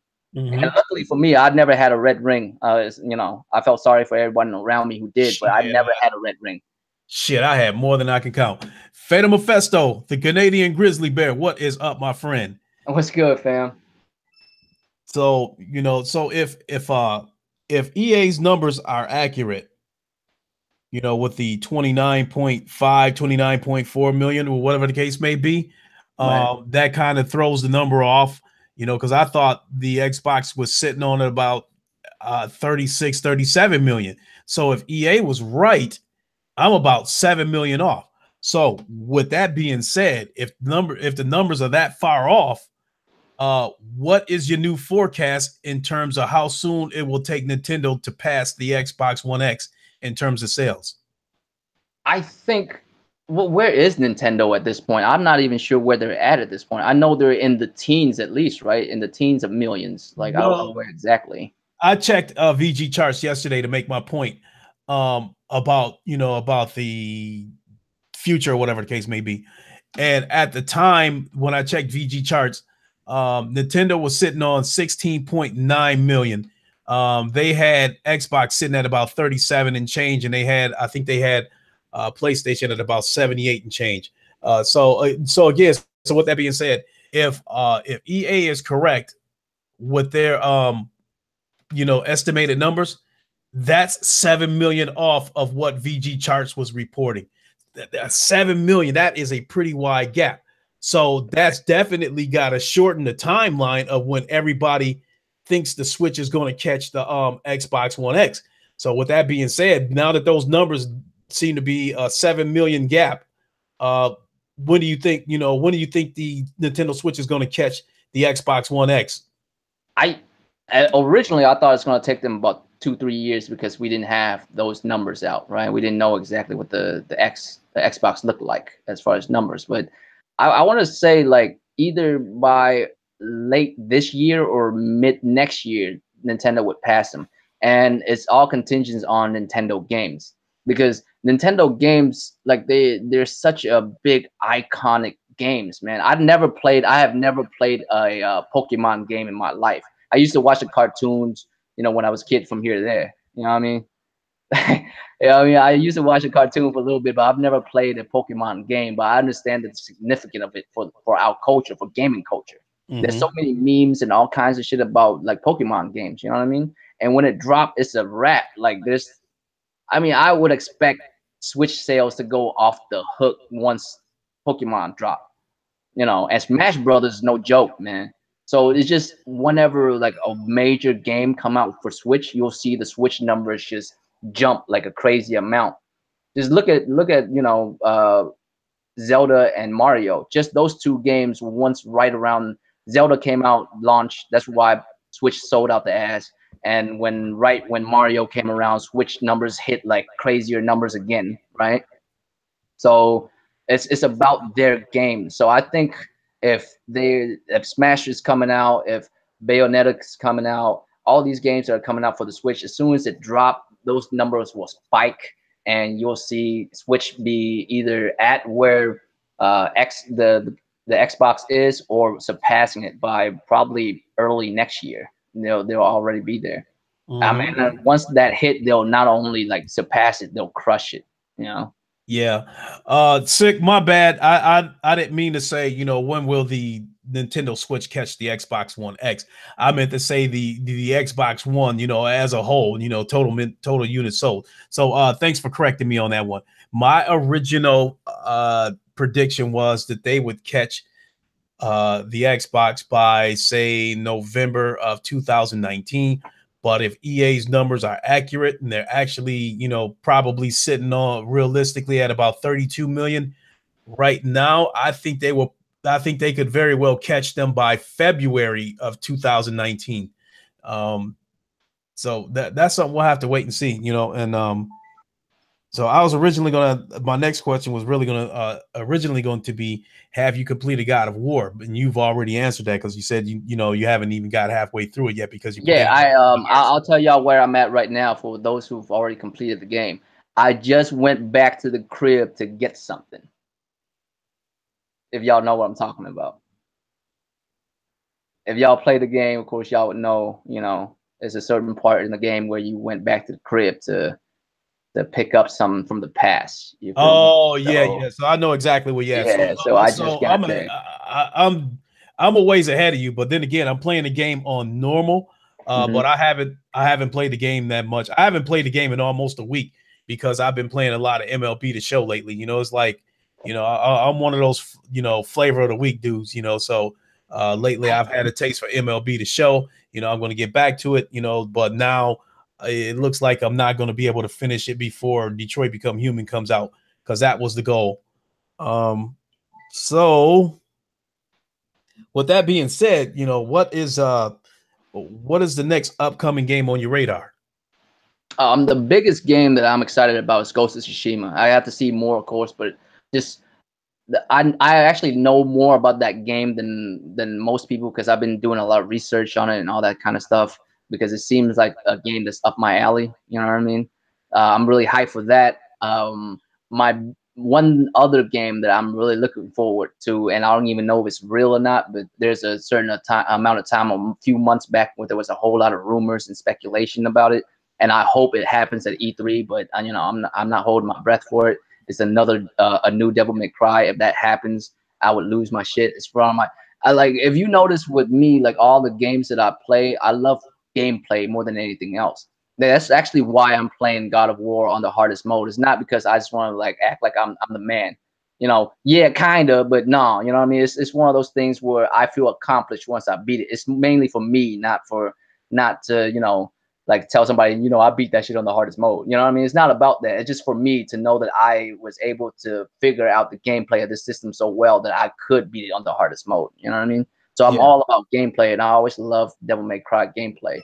So I'm really hoping that comes out if it's really true. I don't know if it's true or not, but I gotta do like Xbox do and wait for E3 to find that out. But right now, Ghost of Tsushima is on my radar. Of course, Spider-Man is too. But to be honest with you, I was more hyped for God of War than Spider-Man Spider-Man, because at the end of the day, Spider-Man is a given. It's so easy to make a Spider-Man game. As long as you make the web play decent enough to where you feel like you're swinging around the city and you attach a decent Peter Parker story to it, you're selling millions because it's Spider-Man. You know what I mean? But God of War, I was so hyped for that, mainly because I was never like a fan of the original gameplay mechanics, and also because of the camera, it was so pulled back that Kratos looked like a little ant compared to these giant, you know, creatures and all that, which is kind of cool. You see all the, you know, all the spectacles and all that, but I feel like it takes away from the gamer getting, you know, to get deep into it. Like, I feel like I'm just more like a god from the outside looking into it. You know what I mean? From far away. I don't feel like that closeness that the new God of War does. But you have to think about the success of God of War, and you got to imagine how difficult that is. You taking something that either people know and love already or know and hate, but you have to make it new to where the people who know and love it will still love the new version. And hopefully the people who know and hate God of War of the past would know and love the new version. You know what I mean? So to be able to accomplish that, that's a hell of an accomplishment. I'm not saying that God of War is a perfect game. There is a couple of things about it that I'm not you know, that I would like to see improve, and hopefully, you know, the next iteration they'll improve upon that. But for what they did was incredible. So I was more hyped for God of War than Spider-Man. But I'm still hyped for Spider-Man as well. He's one of my favorite superheroes, you know. But yeah, man, Ghost of Tsushima, and if Devil May Cry is real, that would be the two things I'm really looking forward to. And whatever the hell that From Software game is, you know, Shadow Die Twice, that little short teaser that they showed. If it's a Tenchu, I would be so down. If it's another Bloodborne, I would still be down. I love Bloodborne as well. So whichever route that is, I'm down with those two games as well. And hopefully they'll show some stuff about that at E3 as well. But yeah, those are basically the three things I'm looking forward to the most if, you know, if Devil May Cry is real. Okay. So I got one more question. It's actually two questions in one. But before I get to those, I want to respond to another comment that Uncompetitive made in the comment section. He says exclusive games on consoles is as dumb an idea as only being able to watch Stranger Things on a Panasonic TV and having to buy a second Samsung TV to watch Game of Thrones. That is a moot point, Uncompetitive, because let's say there was no such things as exclusives on either of those consoles. Let's say they wiped that out altogether and you could buy Spider-Man on both the Xbox and the PlayStation. You know, they both offer the same game. There's nothing to separate either of those consoles, you know, to make one of them your preferred console. And I think ultimately what would happen with these consoles, okay, so let's say both Microsoft and Sony both have the exact same games. No consoles. These are two companies that's still trying to beat each other. So you would probably have a situation where, okay, Sony launches a bundle where they give you 3 games in particular, you know, 3 games bundled. Well, Microsoft would try to respond to that by, you know, offering a bundle with 3 different games or offering a bundle with 5 games. So it doesn't matter how you slice it. If it wasn't these consoles trying to outdo each other with exclusives, they would find features and bundles and other things to try to separate, you know, their console from the other one. So hey Lincoln, you mind handling that real quick? Somebody's knocking on my door. I gotta go grab that real quick. I'll be back in like 2 minutes. All right. Okay, no problem. So I mean, myself, I don't have a problem with consoles having exclusives. I don't have a problem with that at all. You know, to me, that's no different than one TV having Netflix, you know, exclusively, and another one having Hulu exclusively. You know, that stuff really doesn't matter to me. You know, at the end of the day, both of these, you know, when it comes to multiplats, both of these games, consoles play multiplats. So the exclusives is what separates these consoles. I mean, if you know, I think the fact of the matter is, what'd you say? PS4 Pro would be cheaper and look sleeker and have a nicer controller. I think if Microsoft had just as many exclusives as the PS4, we wouldn't be having this conversation, you know, on any level. I think you would still have the toxic fanboys going after each other But I think everybody else would, would be, hey, I play these games on the Xbox and I play these games on the PlayStation. Nobody seemed to be crying about exclusive last, generation. So why is that a problem now?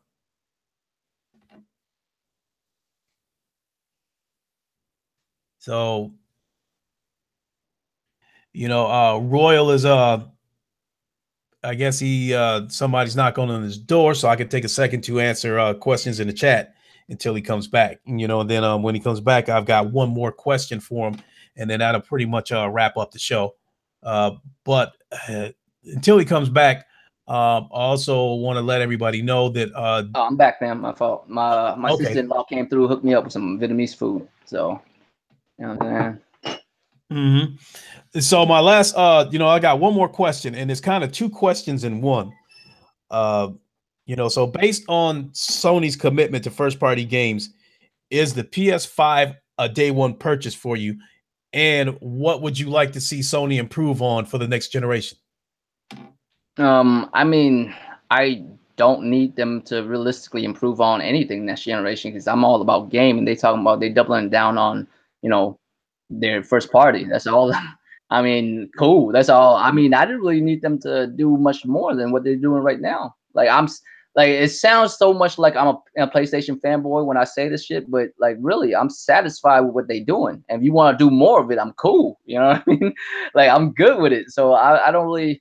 The only thing I could ask for is just more games, and they say they're doing that. So I mean, what else left for me to, what's left for me to say about that? I mean, I want more games, and they saying we doubling down on it, so that's what I'm looking for. But as far as the next generation console, getting it day one or not, I've never been a type of dude who needs to buy something day one. Like I mean, if I like something a lot and I want to play it, yeah, I'll buy it when it comes out. But if I miss it a day or so, like I'm not missing anything. You know what I mean? Like I feel like as a culture, like with gamers too, and we're really impatient. I understand that, and we want everything now, now, now, now. But like I've never been the type of dude who needs to get something immediately. But for sure, PS5, like I'm a cop it whether it's day one or not. I don't know, but I'm a definitely cop it whether it's day one or first week or whatever the case may be. But I'll definitely cop it. And I'm not even concerned about, not having games to play because they said they doubling down, So at the moment, if it comes out and I'm in the right situation to go ahead and cop it day one, then I'll do that. But if I got other things, to take care of, then I'll cop it as soon as possible. Basically, it's ASAP. Whether ASAP being first day or not, it'll be, it'll be up to my condition, my situation at the time. So that's basically what it is. I'm down for a PS5 already, mainly because of the direction Sony's going. But whether it's day one or not, we'll just have to see on day one of what's going on in my life at the time.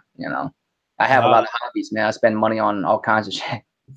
I understand, but video games is my passion. Like the gym is my number one passion, and video games comes a very close second. So with that being said, the PlayStation is definitely the PS5 is definitely a day one purchase for me. I will find a way to get the money. When I want something bad enough, I'm pretty resourceful. So right, well, definitely. But if I miss a few days, it won't hurt me. Like if I don't have it day one, it's not gonna hurt me that bad. Like I can wait a few days. So, but I'm definitely gonna copy. It's probably gonna be first week purchase. I don't know if it's gonna be day one or not, though. Well, without a doubt. So I'm out of questions. So in closing the show, is there anything you'd like to add rather? I'm sorry. No. Besides from I appreciate y'all having me on. Fellow Roundtable podcast member. I appreciate everybody in the chat showing love. I've been reading comments. I haven't typed much mainly because I want to make sure I get my point across as smooth as possible. Y'all have to understand too. Sometimes it doesn't seem like it, but English is my second language, and sometimes I do get a little tongue tied. Most people don't know this, but if you speak two languages, you actually think in one and you translate it into the second language. So when I speak, I have to think in Vietnamese and then I translate it into English as I speak. So sometimes if I do too much stuff at once, I'll get tongue tied and I'll mess myself up. So That's why I haven't said much in the chat, but I really appreciate everybody coming through and showing love, man. It's really weird, to be honest with you, and you probably could relate because you haven't been on YouTube as that long either. You, myself, and you, we've like been on for not even a year yet. You know what I mean? And people are showing us love, and it's the weirdest feeling. You know what I mean? Like, I know we're not like big YouTubers or nothing, right? We're still like relatively nobodies, I guess, in the YouTube game. But like, it's crazy to see that, you know, you come through, you just speak your mind, and people showing you love, man. Like, it's a weird, it's kind of surreal, you know what I mean? So I really appreciate everybody come through and, you know what I'm saying, showing love and all that. To be honest with you, when I first started my channel, the reason why I did it is because I saw the fuckery that's going on. And I was thinking to myself, either I could just sit back and laugh at these motherfuckers, or I could at least try to be the opposite and do something for the community. Now, I'm not saying like I'm, you know what I'm saying, dope like that to where I could fix shit, but I figured, you know, if you gonna talk shit about dudes who's fucking it up, at least you gotta do your part to, you know, take care of some shit. So that's what I try to do. At the same time, of course, shout out to the homie King Thrash. At the time when I was thinking about doing it, I used to frequent his channel a lot, and he was like, you know how King Thrash is, make your channel. You know what I mean? So, you know what I mean? As soon as, after a while, after he keep pushing me, because I had a lot on my mind at the time, because at the time I'm like, man, what the fuck is wrong with these dudes? Like, every day, like, you know, because I'm a gamer, of course, so I'm passionate about it. So every day I would like look up stuff about gaming and all this stuff, and I would just see dudes saying the wildest shit, and I'm sitting here thinking to myself, either I could sit here and point and laugh and like talk shit, or I could at least do something about it. Because at the end of the day, we're gamers, and I don't want, I mean, it's bad enough that the, you know, the media as a whole doesn't paint gamers and the gaming culture in a very positive light. It's all like, we're doing bad without help. We don't need fanboys to make it worse. You know what I mean? So at least that's all I was trying to do, is to, you know, start a channel. And to be honest, when I first started, I was thinking to myself, am I even gonna hit double-digit subs? You know what I mean? And I was gonna be cool if I had like 7 or 8 dudes that would just come through and listen to me ramble about gaming here and there. But like, people have been showing me crazy love. I'm like close to hitting 100 subs. I'm like at 94 subs right now. I'm like, this is insane, man. So it's weird as hell. Like, it's surreal that people will actually listen. And I really appreciate that, guys. I mean that shit from the bottom of my heart, man. I appreciate all of y'all for coming through, showing love, and actually, you know what I'm saying, listen, and not just like treat me like another dude who's just trying to damage control one thing or diss another company and not, you know what I mean? I really appreciate people actually listening to what I'm saying. That's all I could ask for. You know what I mean? That's all I could ask for. So the amount of subs doesn't matter. It's about the, yeah, only 94, man. Yeah, Almighty Spartan God, why not, man? 94 is I'm very proud of that 94, man. Yeah, I mean, shit. I mean, those 94 people are down with me. That's, what else can I ask for, you know? So that's all I'm saying. You know, I know exactly how you feel, 100%. Thrash, you know, he gave me the push to start my channel as well. I told him I was thinking about starting a channel, and he said, do it. He said, I'll be your first subscriber. I'll be your biggest supporter. And I'm sitting here, and it took me so long to come out with a video for my first video, because I'm sitting here thinking like, oh my God, I got to take this video to ABC or NBC and have them produce the video. And this got to be shown on, you know, during prime time, right after Dancing with the Stars and shit like that. And so I made my first video, and Thrash, he took a screenshot from that video and said, subscribe to my man, Lincoln Clay, you know. And when he did that, that very day, I had 6 subs. I was so happy about that, you know. And I think like 2 days later, I made a video thanking everybody, you know, because I figured, hey, even if I had 6 subs, that's 6 people who want to listen to what I have to say, because I'm really passionate about gaming. And so to me, my ultimate goal, I have achieved my ultimate goal, and that was to have enough subscribers, or as homies, as Thrash likes to put it, to have enough homies that whenever I go on live, there's enough comments in the comment section that I can carry on a conversation with the viewers, because that's really what I wanted to do, was to be able to interact with the viewers, you know, just, you know, take some of the questions, give my thoughts and that kind of stuff. So with that being said, you know, I've accomplished my goal 10 times over. And I'm definitely grateful for everybody who tunes in and watches, these podcasts. Even if some people give it a thumbs down, even if people come in trolling with negative comments, I'm still grateful for all of it. Yeah, I mean, it's a crazy feeling. Like I know we're not celebrities or nothing. It's still a good feeling to know that there's people out there willing to listen to you. That's all it is, And that's all I could ask for. Mm-hmm. So I appreciate everything that, 97 at this point, right? Like thank everybody for coming through. And I felt like I went from 94 to 97 because I was on here. So I appreciate all of y'all, man. Yeah, no doubt. Thanks a lot, Sick. We was both me and Roy was having a conversation about our channels before we went live. And even though we put in the work, especially with me, I wouldn't have got to where I am without people like you and Thrash, Craig Harris, Xbox Vidiot, and so many names to mention, Titanfall Princess. I wouldn't have got to where I'm at if they hadn't helped, get the word out. So I'm definitely appreciative of that.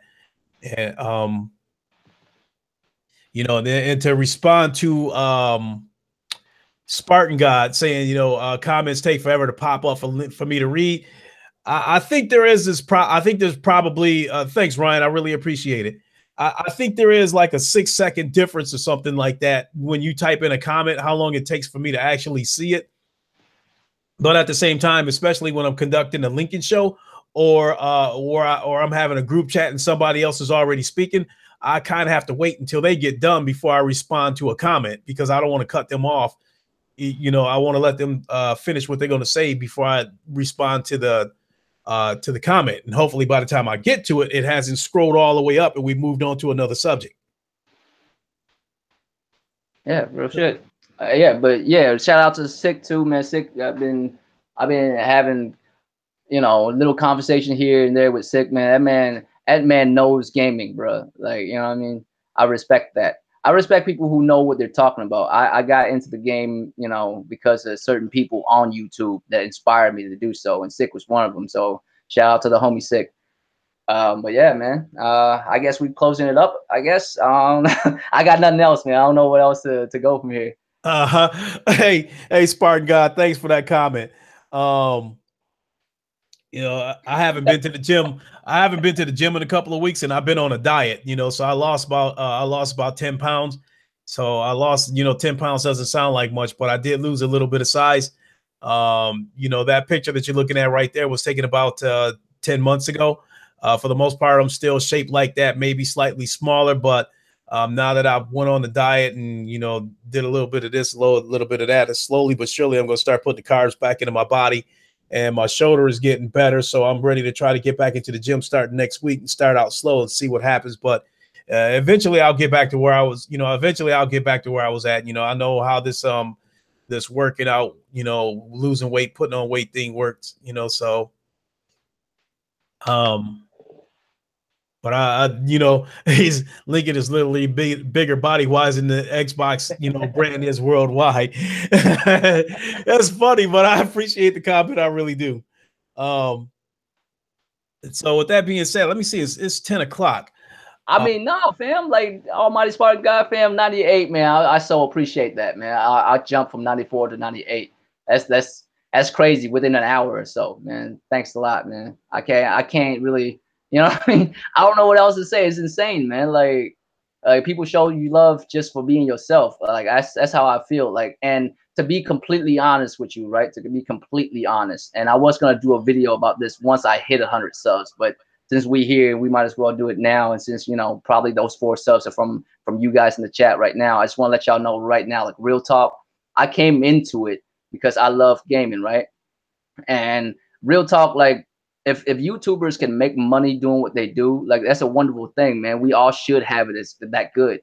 But I never came in thinking about that. But if I ever hit like 4,000 or 5,000 subs and my subs is cool with me, like, like putting a commercial before my video and make a little bit of money off of it, I might. Like, I'm not gonna lie, I might. But if my subs ain't cool with it, then I'm not gonna do it. But if I do it, then you already know my, what I'm saying, my giveaways and shit's gonna be dope as fuck because it's not even my money. You know what I'm saying? So, I mean, I get it. I got into it because of gaming, because I love this shit. So whoever want to be you know, whoever sub just because they want to hear me talk for 10, 15 minutes about a certain subject I want to talk about. I mean, there's no other, you know, there's nothing greater than that to me when it comes to YouTube shit. You know what I mean? So I got in. I think if people get into it thinking about, man, once I hit this amount of subs, I'll start making money and all that.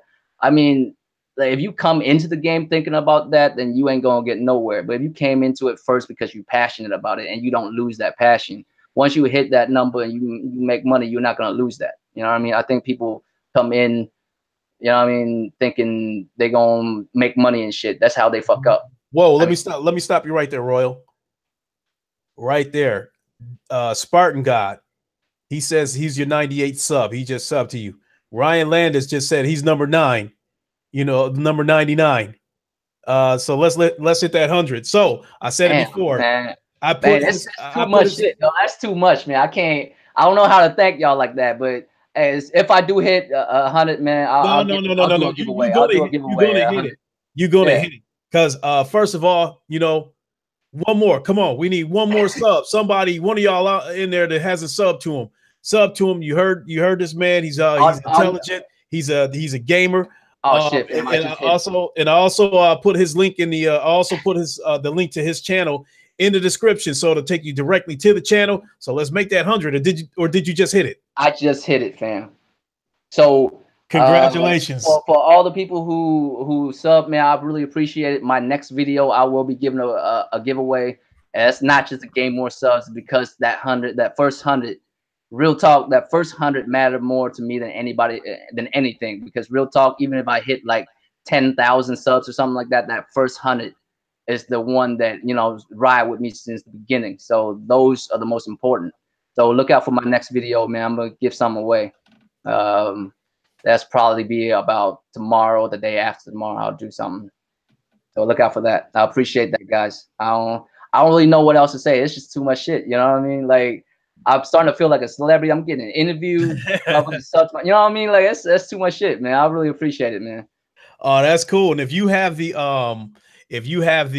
YouTube content creator, if you have that app, you should see like a trophy or something like that for hitting 100 subs, because that's what I got.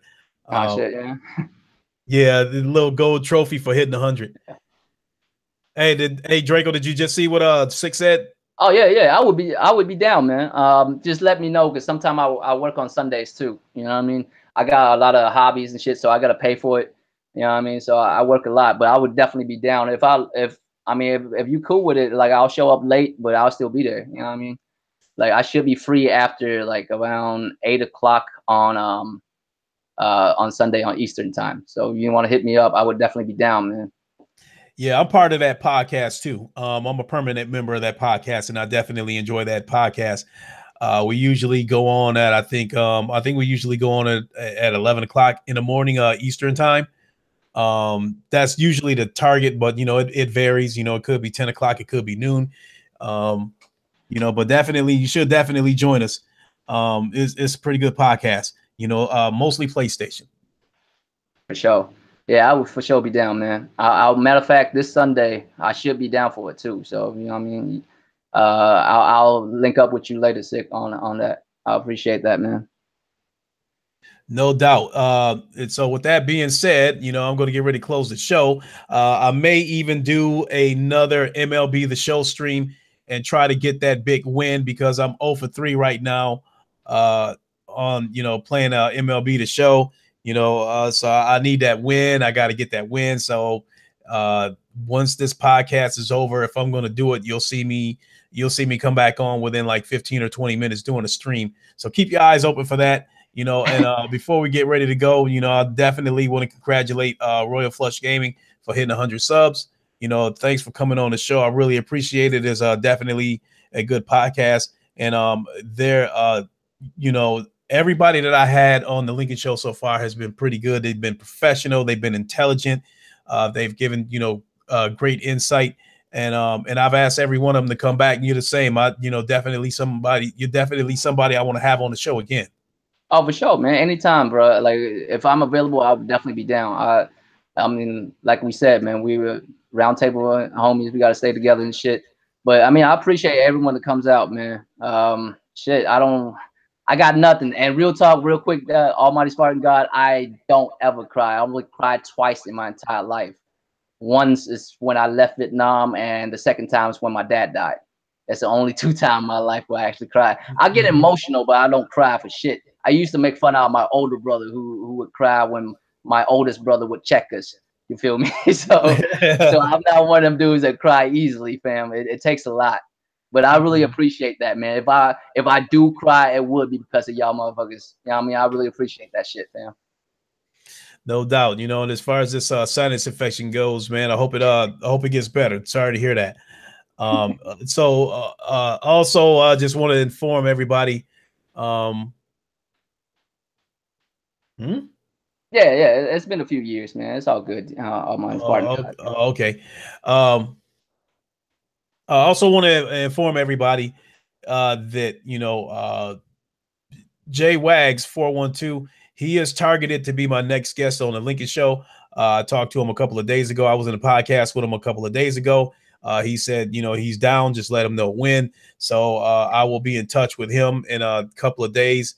And we'll try to figure it out, you know, what's a good day for him to come on. So keep your eyes open for that next week, where hopefully my next guest will be Jay Wags on the Lincoln Show. Thanks everybody for tuning in. Thanks everybody in the chat, Sick Humor, Spartan God, Uncompetitive, you know, O-Dog, everybody. Thanks a lot. You know, I really appreciate it. Thanks for watching.